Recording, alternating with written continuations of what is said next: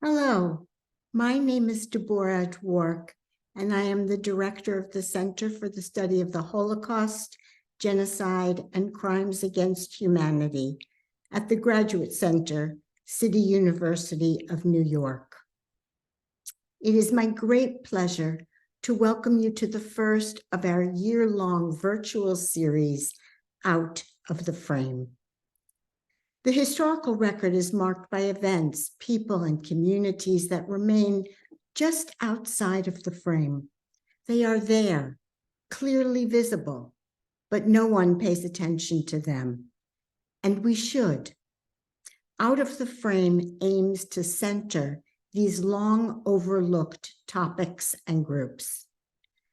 I thank our series partners, NYU's Professor Emerita of Hebrew and Judaic Studies, Marian Kaplan, and Stockton University Professor Raz Segal. Raz serves as chair of this event, and it is he who has the honor of introducing our guest scholars, Professors Ari Joskowicz and Ethel Brooks. But I take a minute to thank Center Associate Juan Acevedo, Dr. Eli Karetny, Deputy Director of the Ralph Bunche Institute, and the GC's terrific IT people, Brad Holscher, Steve Thomas, and Eric Williard.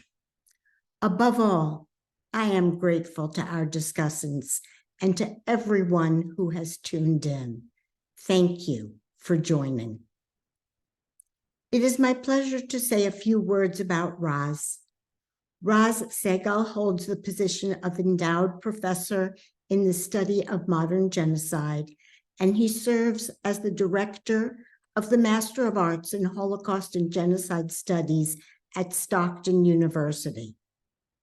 The author of the path-breaking study, Genocide in the Carpathians, Raz has recently returned from Austria, where he served as a senior fellow at the Vienna Wiesenthal Institute, writing a book, Holocaust Bystanders, A History of the Modern State, and working with Laszlo Jus and Pavlo Hudish, writing an article titled Roma and Jews in the Carpathian region and Southern Slovakia, Uncovering Entangled Histories. This project focuses on the Carpathian region and the southern Slovak areas under Hungarian rule, tracing relations between Roma and Jews before and during the war. Most significantly, the three authors train their lens on the intertwined state violence against both groups, which nevertheless led to significantly different consequences, and the ways in which memory politics and unequal relations between Roma and Jews after the war have structured how Roma and Jewish survivors described what they endured. Which brings us to our discussion today. Raz, the floor is yours. Thank you so much, Deborah, and welcome everyone. It is a pleasure to chair this session and have the opportunity to introduce two key scholars in the study of Roma history and culture, including the genocide of Roma during World War II. Dr. Ari Joskowicz is a historian with a special interest in the complicated relations between different minority groups. He is an associate professor of Jewish studies and history at Vanderbilt University and chair of the Department of Jewish Studies. He is the author of Reign of Ash, Roma, Jews, and the Holocaust, which appeared this year with Princeton University Press, and won the 2023 Frankel Prize in Holocaust History. He's also the author of The Modernity of Others, Jewish Anti-Catholicism in Germany and France, published by Stanford University Press in 2014. He also published widely on Jewish intellectual history, Romani history, and the digital humanities. He has held fellowships from the United States Holocaust Memorial Museum, the American Council of Learned Societies, the Oxford Center for Hebrew and Judaic Studies, and the Vienna Wiesenthal Institute for Holocaust Studies, among others. Our session today is on Dr. Joskowicz's book, Reign of Ash, the first book to delve into the unequal yet necessary entanglement of Jewish and Romani quests for historical justice and self-representation that challenges us to rethink the way we study, teach, and remember the Holocaust.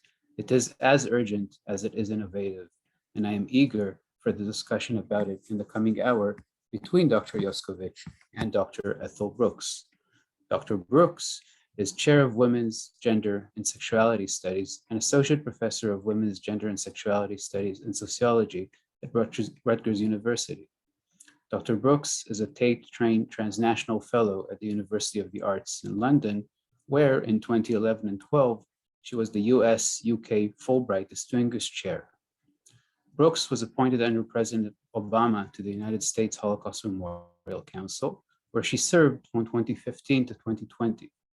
She is also the chair of the board of the European Roma Rights Center and member of the Beverlype Academy of the European Roma Institute for Arts and Culture, the Roma MoMA think tank, and the US delegation to the IRA and its Roma Genocide Working Group.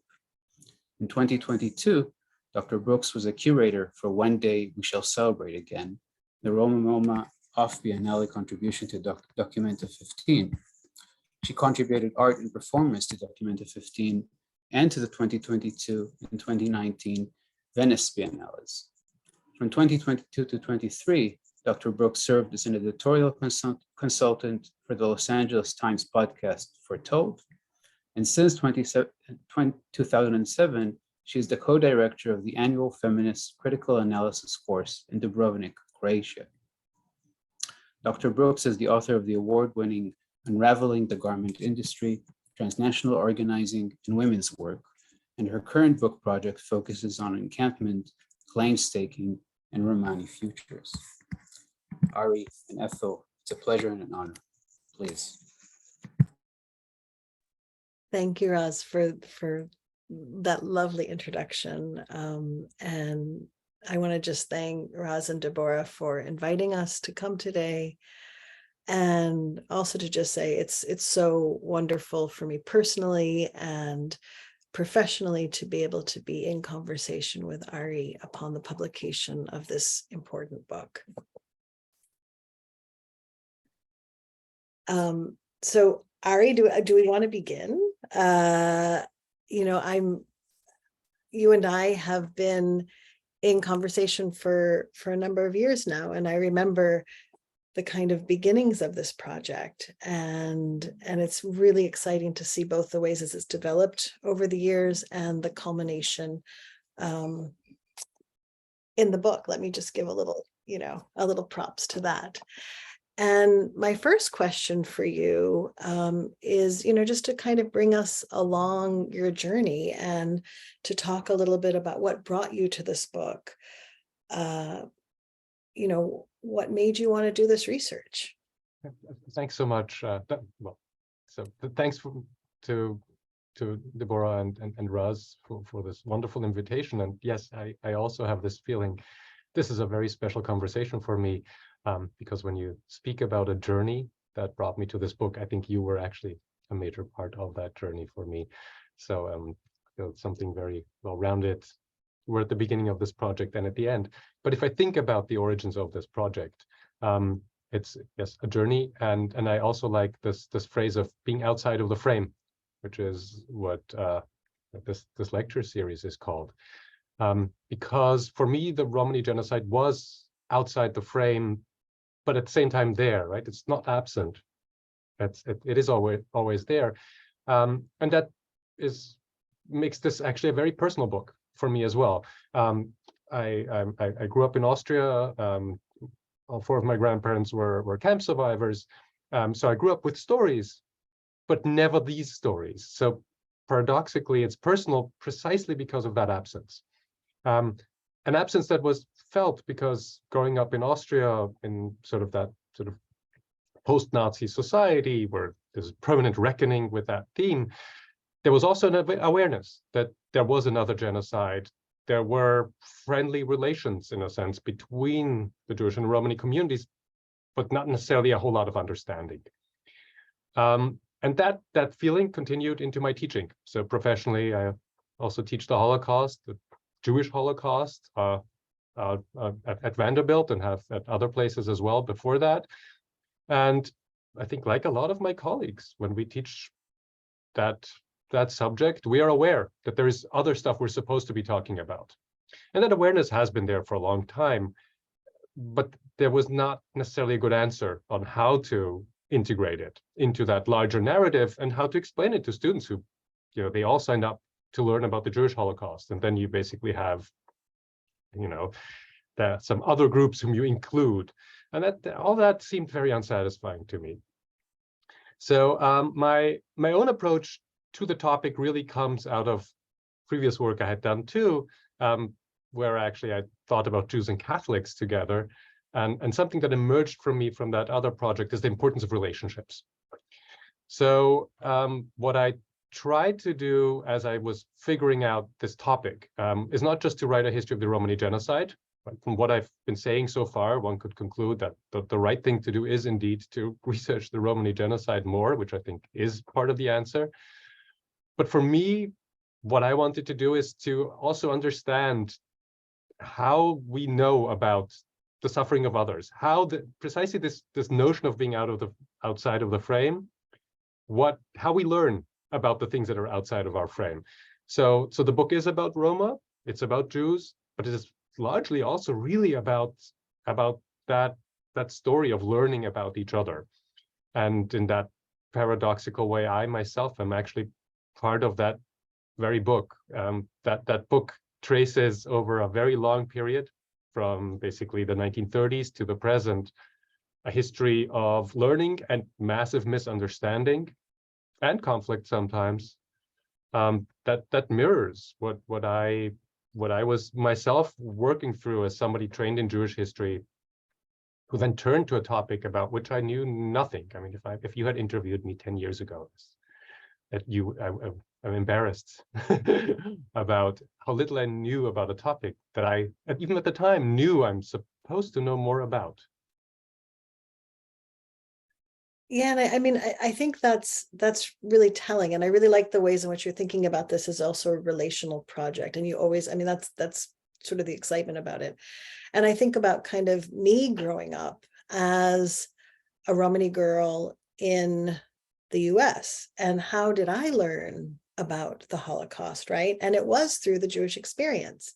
And then when I started to ask questions about, right, the other groups, but particularly like our family history or their larger Romani kind of history of that, I sort of got interspersed stories. My uncles had been in the Liberating Army or had fought in World War II, right? And my father as well, but not kind of the stories, because it was something that I think we saw as an outside of the frame, not part of that history. So, I think it's part of our sort of overall experience about how we understand these things as a kind of relational history and the sort of role of historiography. So I wonder if you could actually talk a little bit about, referring to what you said about someone should write this history. So what happened to Jews and Roma during the war? What are the connections between the communities in the various geographical sites? How do we see kind of what happened in the war, in relation to what was happening perhaps before the war, in terms of racialization, in terms of relationships amongst groups? I wonder if you could talk a little bit about that. So both groups have had an outsider status in some form. But what I do emphasize, actually, they had a very different sense of what it means to be outsiders.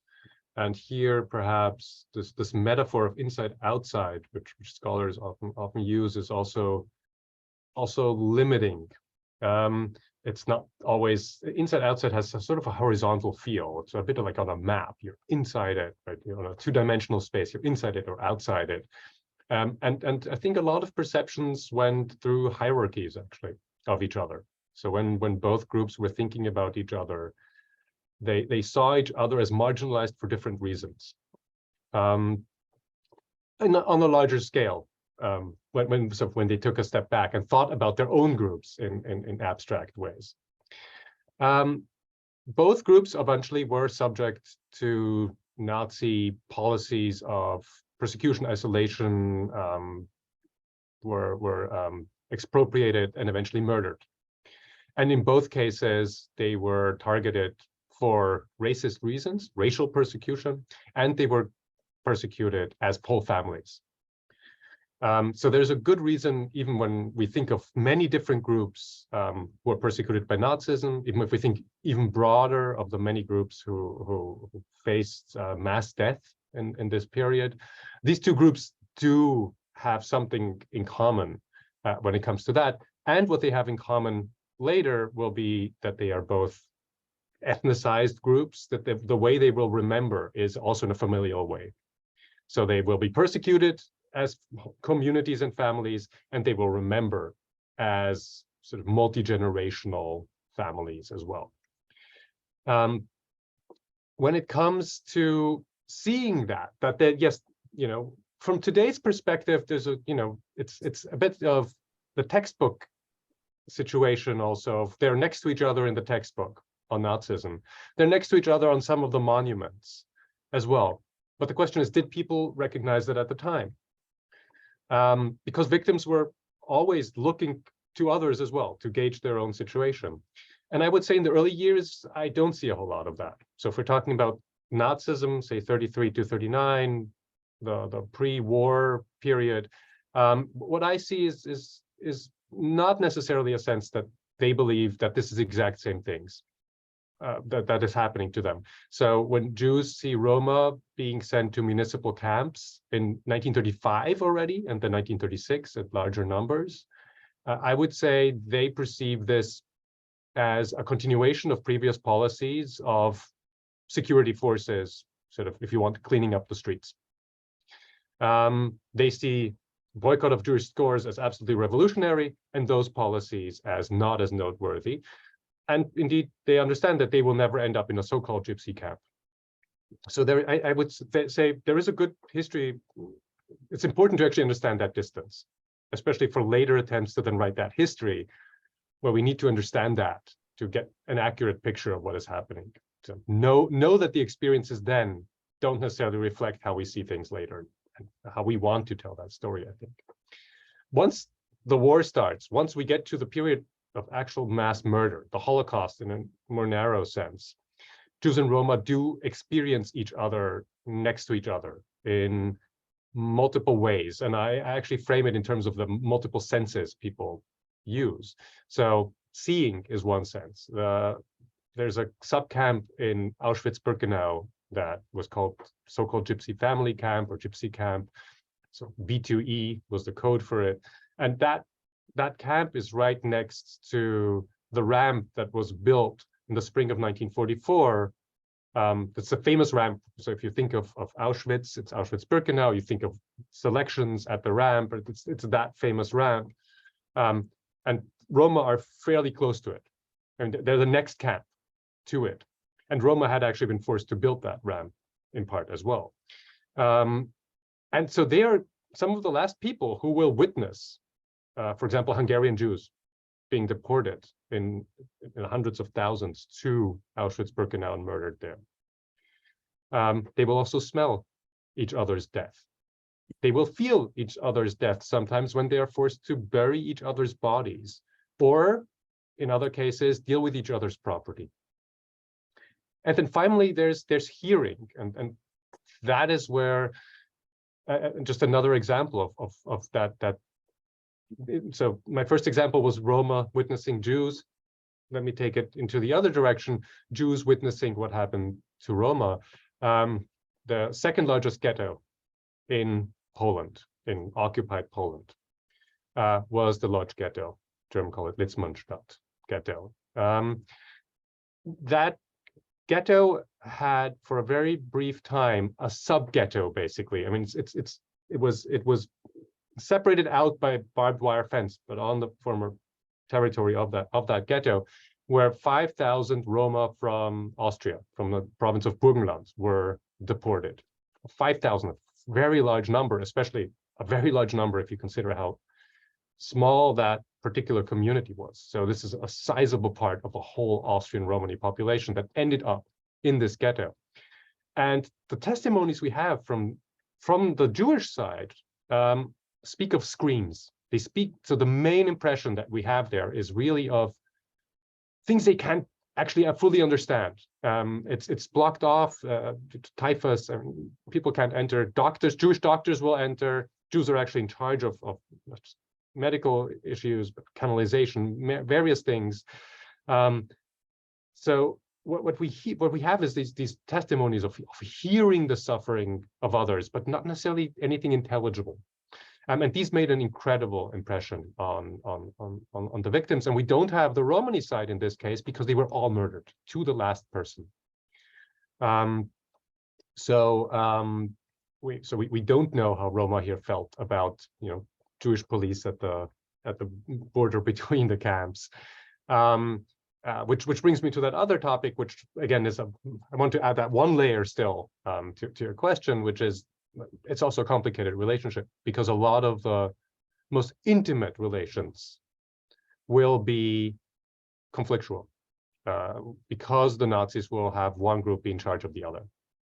So as capos or in other functions. So basically, the memories. If any of you have read Elie Wiesel's Night, which is like one of those major works that people tend to read, biographies that people tend to read. He was one of those Transylvanian Jews from northern Transylvania deported to Auschwitz-Birkenau, where German Sinti were in charge of them. And it's actually an essential part of the narrative he tells, the encounter, the very uncomfortable encounter with these particular Romani guards. So what we have very often are conflictual relations, and they go both directions, just to be completely clear. And the paradox that the people who often had the most intimate relations, physically engaging with the other, are sometimes those which have most tension. And then those that often leave deep impressions on the people, like these memories from Lodz. There are other memories of the destruction, so the mass murder of thousands of Roma in a single night in Auschwitz-Birkenau on August 2nd, 1944. For many Jewish survivors, they actually say this was the worst night they remember from that from Birkenau. When in a single night the Nazis cleared, that means mass murdered everybody in there. Those are memories where they didn't engage with the people. It's again screams mostly. So the people who actually after the war showed most solidarity of have this memory, it's a good metaphor actually. That they're sort of outside the frame. They hear screams outside of their frame. It's there, but they know nothing about the lives of these people. There you have basically less engagement, less knowledge, but more solidarity. So what comes out of the war really is complicated. It's a shared. It's a suffering next to each other much more than with each other, and it will really influence how everybody will write the history of that Holocaust based on testimonies and starting early on based on the writings also of some survivor historians. All these complicated relations will really influence how for decades we will be talking about the Romani genocide and not the other way around for reasons we can discuss. It's that those strange relations of the war will really influence particularly how we know about that thing that seems to be forever outside of our frame. Yeah, I mean, that out of the frame is so, I think that's, and I'm really appreciative of Deborah and Roz and Marion for really coming up with that idea for this series. And it's wonderful for us to be able to open it. And if you, I just remember talking to you at some point, again, very early on when you were working on this project and saying, one of my most, the deepest kind of most fraught conversations that I would have with Auschwitz survivors, the Jewish Auschwitz survivors, were precisely about those screams and about kind of the ways in which even, in their 80s and in their 90s, they've been haunted by that night. And just hearing that moment of mass murder. on the one hand, and then you have like the David Begelman, song, that was written in Wuj, right? So you've got kind of, for me, the sonic is so interesting because it didn't sort of map onto the visual, but I also really like the ways in which you're opening up the entire sensorium and bringing in, of course, the Wiesel moment. Those are all these kind of key moments that are iconic in many ways of the relations, and then you open them up in the book to look at kind of, okay, so what was happening underneath? How do we understand this? What does the side-by-sideness actually do for memory? And that was important for me, and it was important for me, of course, to touch on these crucial places, but also it's really for those out there who are familiar with how we've been speaking about memory. There's this very often, specialists on memory who don't touch the Holocaust itself, right? There's the hardcore people who touch the Holocaust, discuss the Holocaust, tell you what really happened, and then there are people who discuss memory and do a different type of analysis. And for me, it became clear that doesn't work. I actually don't know what happened back then if I don't understand how we've been thinking about this in the past. The very sources, everything I can learn about this when I go out into an archive, which is usually a Jewish archive, or in many cases is a Jewish archive. What I can learn there is so shaped by these relations. And at the same time, it goes the other direction too. The way these relations end up now have so much to do with how they have been experienced in the past, how proximate really these two groups were, and what the expectations were of proximity that we then have later, these tensions in it. So I felt really 45 or 44, depending on the region when it was liberated, cannot be that limit, that point. Really, memory starts the moment anything happens. The minute later, basically, it's all entwined, and it's not just a history of the Holocaust, and it cannot just be a history of memory.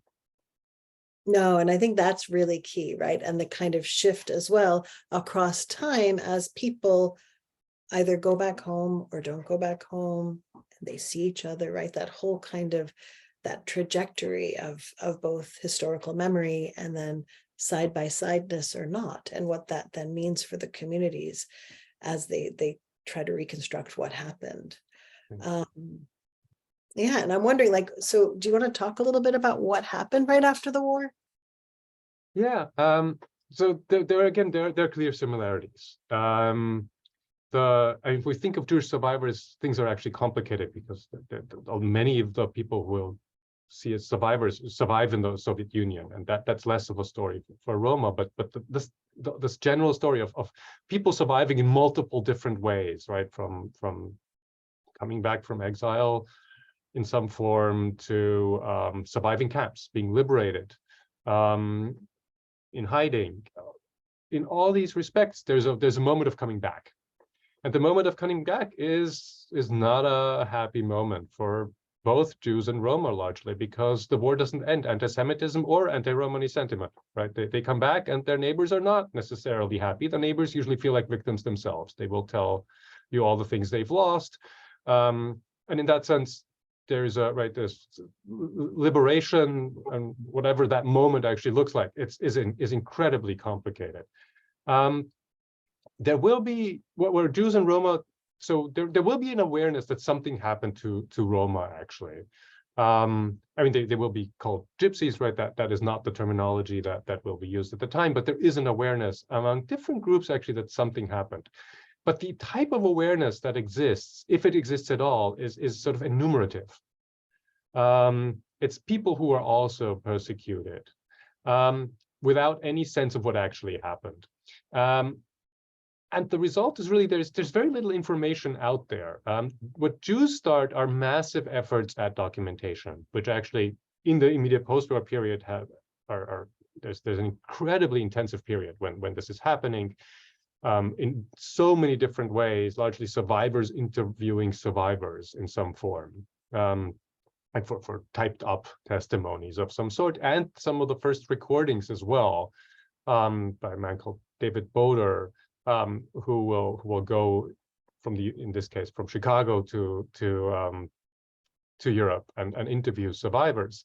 There is no equivalent effort on the Romani side, really. Even though there are small attempts, and I do trace them, and it's just interesting to see how they falter. And what instead happens is that you can see a process where certain people start to learn that something is to be learned. Again, it's this sense of a known unknown is another way of putting it.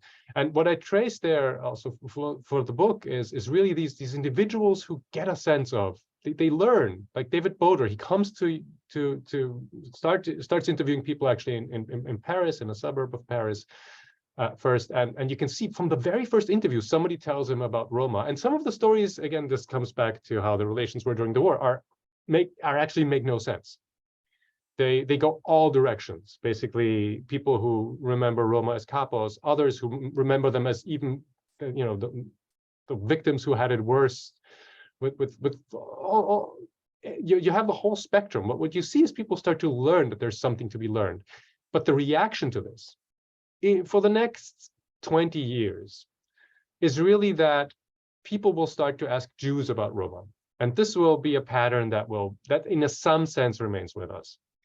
If you were to go to any of the famous documentation centers on the Holocaust Museum in Washington, D.C., Yad Vashem in Jerusalem, if you're in the UK, the Wiener Library in London, which is the oldest documentation center on this topic, other places as well, and you would go to the catalog and you type in Roma or the word gypsies or whatever local language you want to use, what you will find are a lot of things, actually.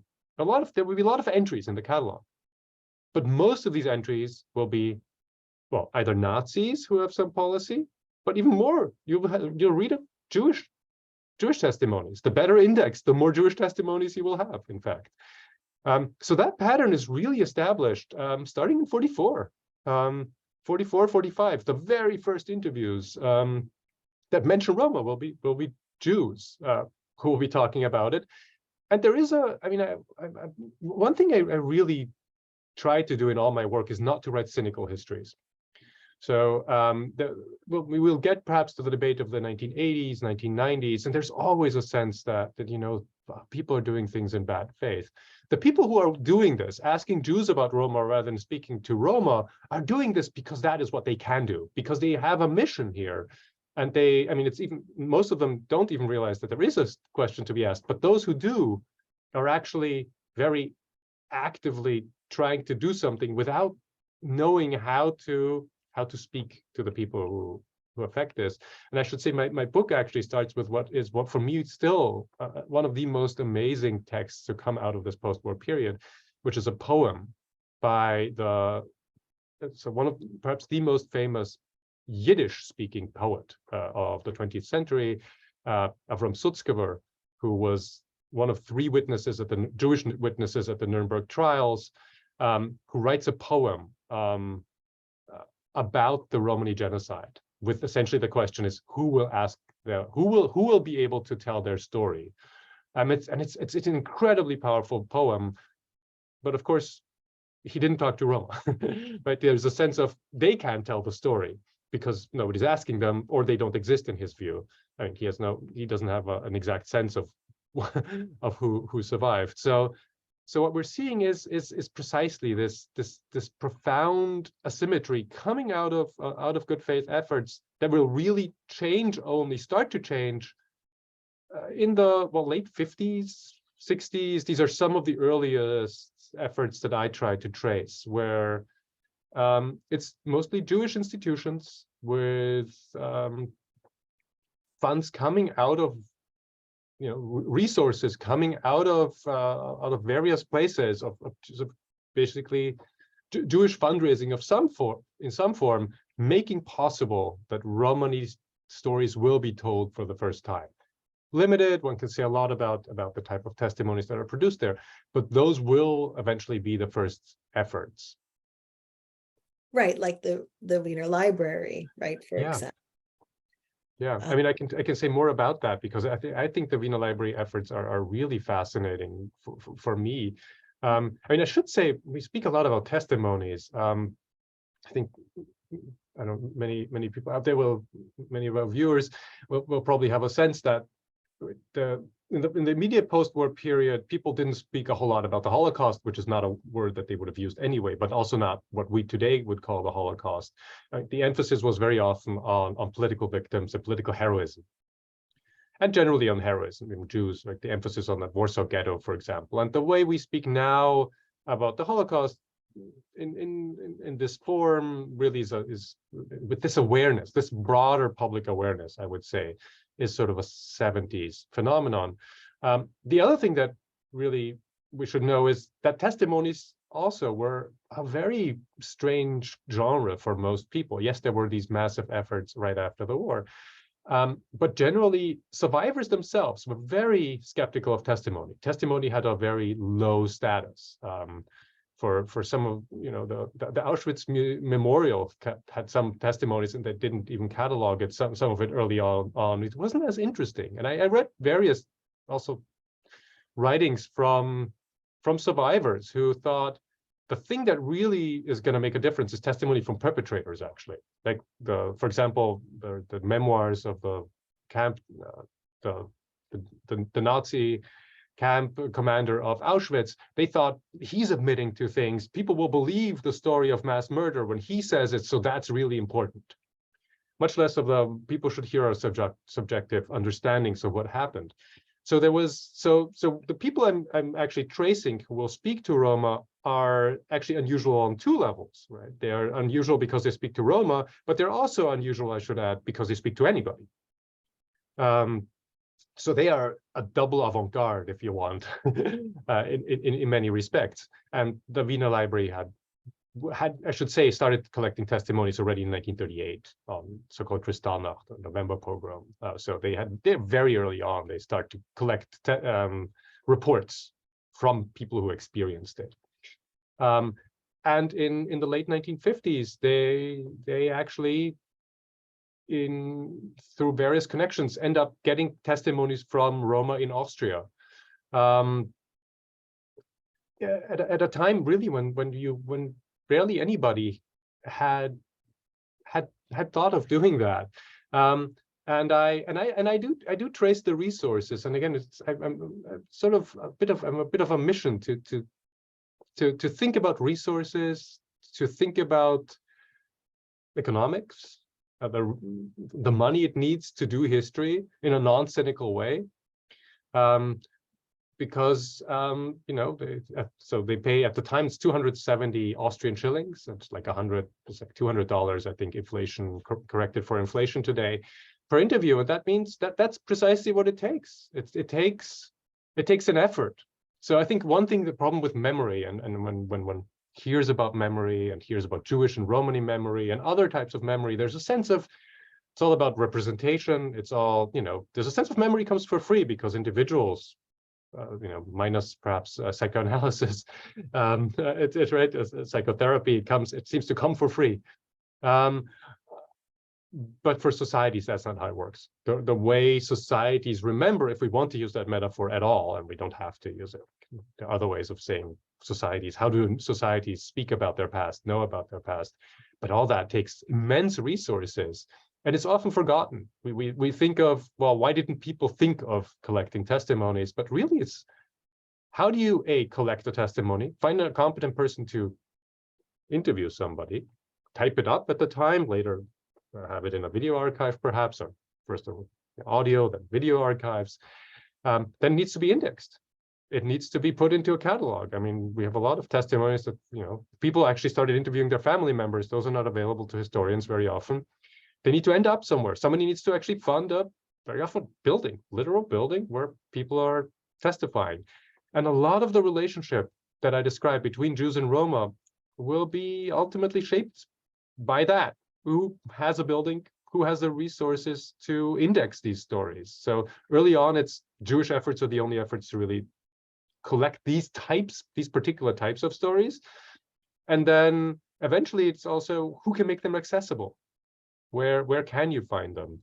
And it's that story that that I try to also tell. And again, coming back to your first question, and in part it's my own story. It's the story of how I learned about the Romani genocide, going to precisely these archives and struggling to not find yet another Jewish testimony about these events. And the same is true for the Wiener Library, of course, has many more Jewish testimonies, I should say, about the Romani experience than it has Romani testimonies. It doesn't have that many actually, but it had these early ones, which I think are remarkable. Yeah, and I mean, I think it's really interesting, right? Because you do talk about the knowledge infrastructure, and I think that's a really useful kind of way to think through the historiography of this and how it is that we end up knowing what we know, what's supported. But I think the other thing to come out of some of this is also that we tend to kind of, the way that Holocaust history is mapped is through kind of perpetrator, victim, bystander. Yeah. And here we have another way of really thinking about it when we talk about kind of victims and survivors talking about each other. And so that also helps us to reframe the historiography. And I'm wondering, and I just sort of thinking through kind of also, and we didn't talk about this beforehand, but I want to, just point out the kind of ways in which some of this, both Jewish testimonies about Romani experiences, but also some of the accidental Romani testimonies that kind of popped up, right, that weren't planned. And I think that's super interesting, right, to kind of the ways in which people, all of us, right, as people who understand history, as citizens, as historiographers, as oral historians, whoever we are, come in with certain expectations, as scholars, right? We know who we're going to interview, or we think we know who we're going to interview. We write a proposal, and then these things pop up. And so what do you do with them, especially when you don't have, or the knowledge, and again, I'm going to use this, I'm going to cite this, right? The knowledge infrastructure that you discuss really doesn't have a space to accommodate that. I agree. And I mean, when I set out to write a book, I should say, I mean, but if you want to learn about things, you need to be surprised. And I think there's an awareness. I think, the way I framed it is basically, perhaps not in a not quite correct way. It might seem that I knew my own history, but I don't know the history of these other people. But actually, what I open with in the book is how I actually profoundly unclear about what happened to my own grandparents as well. How we don't know our own histories, and it's what you addressed actually, I thought, when you spoke about how many Romani activists, or people who grew up eventually to become Romani activists, learned about the Romani Holocaust, which is allegedly their own history, but none of us. There is none of us own history. it's forever a process of relearning and rediscovering. And I mean, I obviously do this professionally as a historian, which is going beyond my own history. And it's of course what also the sense of you own a history is actually something I need to break in every single history class I teach, because teach Jewish history to some students who happen to be Jewish. Yet still don't trust me, they don't know any more about Jewish history than anybody else. So yeah, I think the concept of learning is essential, and to do it, to think about learning systematically means to think about knowledge infrastructures, which is it's a big word, but I think it's a useful one, because it takes us all the way from this age of typed up reports and index cards to the era of the internet. And if you want to think the story to the present, a lot of the things that are changing, how what we know changes, has to do precisely with these infrastructures, how the price of certain type of knowledge goes down, how you have a lot of free information on the internet, right? If you will just likely use a search engine. If things I mentioned now, you'll likely use a search engine, which will just throw you on some website that bring you to some website that has free information on this, and other information, but and then the invisible part behind it, because that information came from somewhere, and actually the internet obscures very often how it's reliant on all these layers that I also discuss, on how we learned about it in the first place, that is challenging to actually engage with if all you're seeing is that surface of where it is now, the internet. But yes, the word knowledge infrastructure, I think, takes us all the way to the present, and how, you know, a relationship that goes all the way from being structured by these awful shared experiences eventually leads to a juxtaposition that is created by an algorithm very often by today. Absolutely. And I think, you know, that the other thing that I think I really like, I mean, so to move beyond the algorithm and what that means, right? And, you know, I'm thinking about kind of the ways in which, of course, you know, the archive is a practice of a nation state. The archive is, you know, an example in so many ways of kind of dominant power relations, right? We can kind of think about that role of the archive and who has access, who's able to not just access it, but also index, like all of these things, right, are also about power. Just as the algorithm that produces our you know, results of our searches. But you know what I really like is also the idea that it's our responsibility as scholars, but as people, as you know, as citizens, as members, you know, of our communities, to actually co-produce knowledge and to really contest these kinds of ways in which knowledge is formed. So I don't know. I mean, you know, there are a bunch of things we had on our list, and like I think I said before, we could perhaps I can respond to that if you want. I mean, it's wonderful. I mean, I know we're sort of towards the end of the time allotted to us.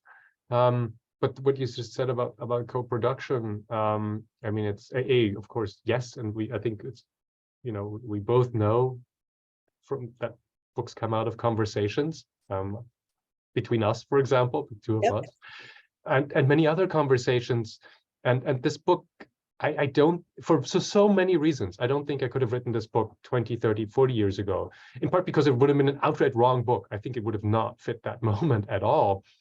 And what has changed so much is that there is a conversation going on between Jewish activists, scholars, intellectuals, and Romani activists, scholars, intellectuals, and that this book comes out of that conversation. It both, you know, hopefully engenders something, creates something here, but also it's really a result of something that has fundamentally changed. I think the 80s and 90s were a period of you know, when people, you know, lots of resources actually poured into the Holocaust, college courses, monuments, certainly, educational outreach. And in this context, there was lots of bruising debates, basically, about resources, which weren't framed in terms of resources, but in terms of fairness and who should be where. They were framed as representation questions ultimately. But these were such bruising conflicts because both sides so often argued the other is arguing in bad faith. Incredibly hurtful for both sides. You know, no Romani, and many of them were still survivors at this point as well in the debate. So Romani and Jewish survivors, basically, or their children, accusing each other of acting in bad faith. And we have, to a large degree, not completely, but we have to a large degree moved beyond that in a situation where I think Jewish Romani alliances have been surprisingly robust in many places.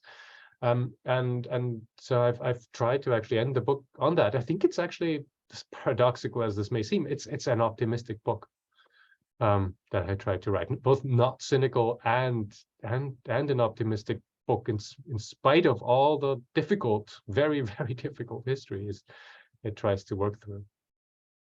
Yeah, and I think that, you know, I really love the idea of shared struggle, of the ways in which, and it's not just you know, Jews and Roma, it's not just, right, it's actually people who end up being persecuted, you know, done violence to by the nation state form or by, you know, various things come together and actually say, okay, let's, and we're speaking now about history and historiography, but like, this is how we're contesting this, right? Because that's also the story of how history is produced, is through the notion of a shared struggle and what that looks like. I agree. And these are, I mean, to some degree, they remain asymmetrical, the alliances, but I think that what makes it so exciting, in part because there's a forum, to now discuss these asymmetries. And second, because I think if you look around, those are the only alliances that are ever to be had. They're just no others around. So in that case, that's why I think it's also a story that really can be further enlarged. And I see Raz here, and I think we're getting outside questions. Yes, we don't have much time, but I just Yes. want to read Dr. Marian Kaplan's question. Thank you so much for this incredible informative webinar.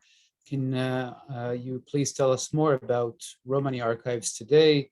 You can talk a bit about that. Yeah.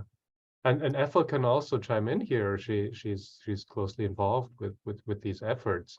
I think there are various efforts.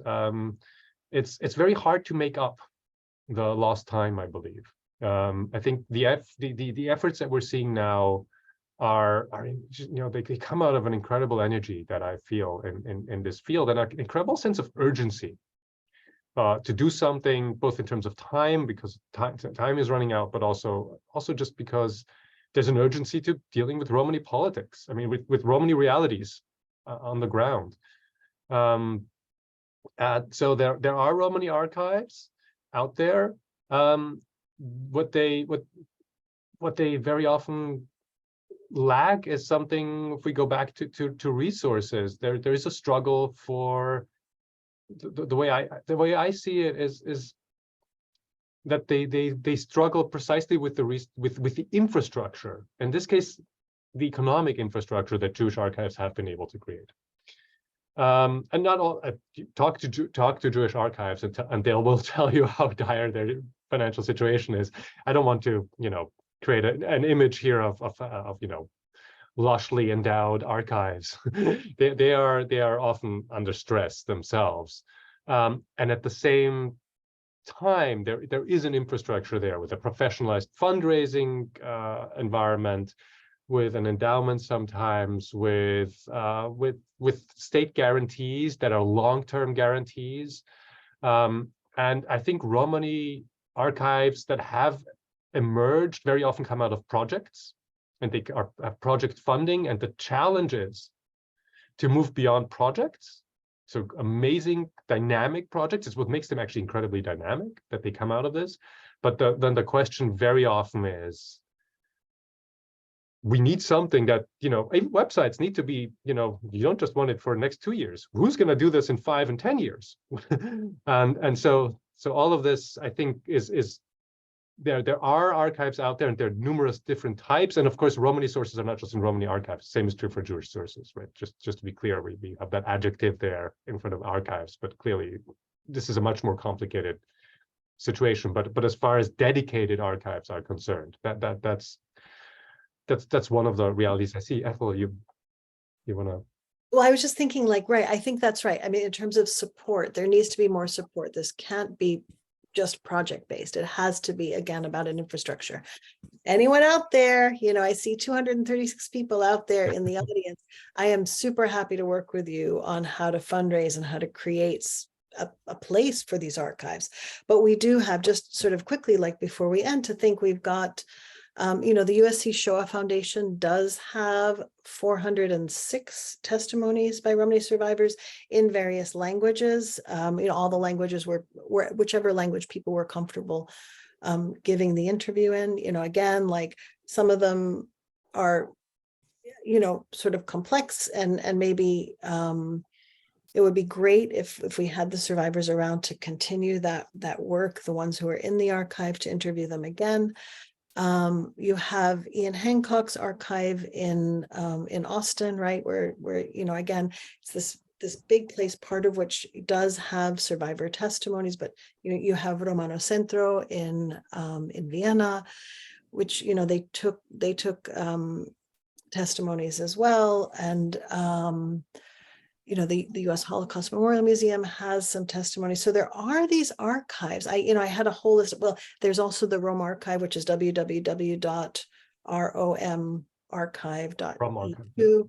I see Fred Tykon on the audience list, And, Fred has also, has archives in Sweden. So we've got spaces of archives, and we've got archive sources. And it's a question of, I think, indexing, maintaining, letting people know, really also communicating with communities and who are often all, still under fire, as Ari pointed out, right? I mean, Romani communities are still persecuted, and the legacies of the Holocaust, are there in terms of the kind of racialized violence that Romani communities are subject to across Europe and in the US and other places. So given that, what does it look like to support the historical memory of Romani communities and of this knowledge, which is so key? And I think that the other thing, and I'll stop here, but really thinking about kind of both as survivors are passing on, right? So we have not a lot of survivors surviving at this point in time. Then how do we think about an historiography that looks at the testimonies of family members and of community members who weren't necessarily survivors? So I think there are a lot of ways at getting at that.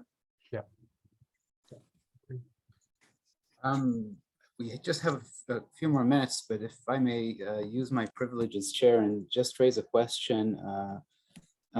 So Ari, you talk about the kind of growing collaboration between Jewish and Romani activists. And it's on the background of what you just said, Ethel, the ongoing and continued, in some sense, even intensification of anti-Roma racism and anti-Roma violence and persecution and segregation. It's in so many fields in healthcare and education, and it's documented actually more and more today. So I wonder, Ari, I want to shift maybe from the activists to the field, to Holocaust and genocide studies, and ask you if you see a significant change in the discourse in the field that is very dominated, of course, by the Jewish Holocaust in relation to the Roma genocide.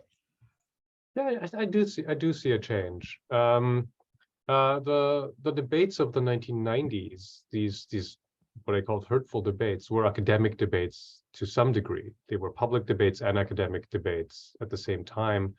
And they dealt with questions, for example, was it genocide? And then people came up with particular definitions of genocide and challenged or defended the idea that the Roma faced the exact same type of genocide as Jews. And we have, to a large degree, just moved on from these debates. I mean, I think it's just accepted that it is a genocide. I think what people are doing, we have many more scholars in the field. I think there is what we don't have is I mean, just thinking again, you asked about the Holocaust field, but even taking a step back, right, what do textbooks do on the Holocaust? Mm-hmm. And I would say the Romani genocide remains something that's enumerated. Again, it's not like anybody's denying that they were killed now, but is it really part of our chronology? So what we are still waiting for is a properly integrated history here of Nazi racial persecution. And then in a larger sense, I mean, what if you work, so right, there's Holocaust studies, and then there's European history and Jewish history. And here there's Romani Holocaust studies, which I think is actually doing fairly well as a field. And then there's Romani history at large, and Romani history is not doing well, I would say. Where we have not arrived at this point is that Romani history would be part of the way we speak about the history of Europe. And perhaps we didn't say this, but we should just perhaps remind ourselves that Roma are today the largest ethnic minority in Europe. Yet, I am pretty sure that of the many people who are now watching us, you did not learn in any European history class on any level of your educational experience about Roma in Europe, right? So there is a larger absence there, and this is where you see why Jewish history matters so much. You see, when it comes to the Holocaust, where there is this overlap with Jewish history, we now started to really take this to a new level, where you have much less of that overlap. In other parts of that history, right? It's a diverse history, some of it overlaps, some of it doesn't overlap with Jewish history. Where there's no overlap, really there are few historians out there, barely any, for basically we have gaps of centuries and when it comes to that history. So I think we have come far, but I really don't think we've come far enough. No, and Cautious optimism. sorry. Yes, right. And I think, I'm looking again, I'm sort of trying to see all of the hundreds of participants in the chat, but I see Julius Rostas here, for example, who's a critical Romani studies scholar, who also was one of the people who interviewed survivors for the Shoah Foundation, in the 90s. So we think about it's both that we need Romani history desperately, we need support for that. We need that work to be done. And we also need Romani historians and Romani scholars in places where there is a kind of access and support, access to and support by the knowledge infrastructure, which I think is so important. So I see Julius, I see Fred. I'd have to go through and look at who else is there. But I think that's also really key, is that there hasn't been this acknowledgement that the largest European minority, as Ari said, but also, a group, a community that is, 12 to 16 million, right? I mean, here we are across the world, still doesn't really have the support for producing, our own historiography. So on that note, I have the most unwelcome task of closing this seminar, but I have the most welcome task of thanking you. Thanking you for the work each of you does. Thank you for bringing it to all of us. It's been a rich and insightful and thoughtful webinar, and I think you've focused this. We are now really in the frame, not out of it any longer. So thank you, and thanks to every single person who has joined us. Thank you for your interest. Bye. Thank you.